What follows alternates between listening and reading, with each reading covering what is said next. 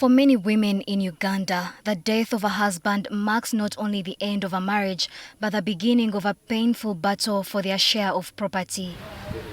Widows like Rita Mbabazi from Chisoga B village in Mukono district know this struggle all too well.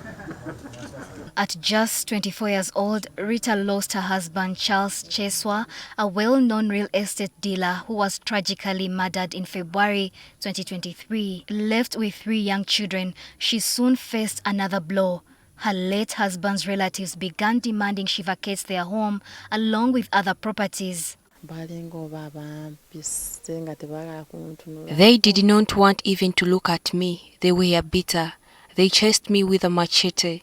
I decided to leave the home and went back to my parents' home. With the pressure mounting, Rita sought help from the local probation officer, who intervened by writing to community leaders, helping her stay in her home. But even though she remains there, her livelihood has been drastically affected. She now earns a living by working in local gardens to provide for her children's education. I survive somehow. I work in people's gardens for a fee and later run this small shop. Local leaders fear that Rita could be evicted as she lacks formal legal documents to prove her ownership. She doesn't have any legal document to confirm that where she is, the land belongs to her and her children. We suspect that with the current local council leadership changes, she can still be chased out of that house. Property grabbing is a widespread issue in Uganda. According to a 2018 report by the International Justice Mission, property grabbing is one of the most common forms of violence widows face. In Mukono alone, nearly 40% of widows have either faced or at risk of property grabbing. Culture norms across many Ugandan communities often dictate that women cannot inherit land even if it was jointly owned by their late husbands. This leaves widows financially crippled, unable to contribute to the country's economic development. Once your husband has passed on, then you as a woman, you have no business on this particular plot of land. So that's why we continue to see a number of women disinherited. And then for the young widows, many of them, some families try to disinherit them because they feel they are young. Land must be inherited by men or boys.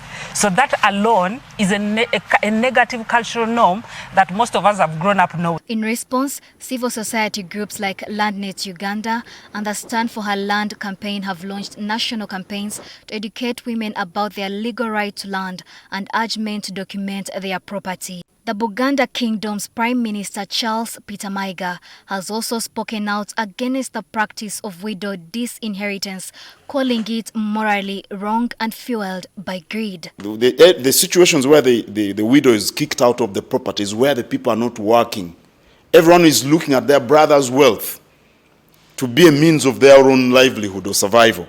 So we urge people to work. And where in families where everyone is involved in some economic activity, they're not going to bother the widow most of the time. So it's all about working hard and earning one's income by themselves. As Uganda observes the 16 days of activism against gender-based violence, activists continue to call on the government to strengthen laws and protect widows' land rights. They want urgent action to combat property grabbing and ensure that women are no longer left vulnerable after the death of their husbands.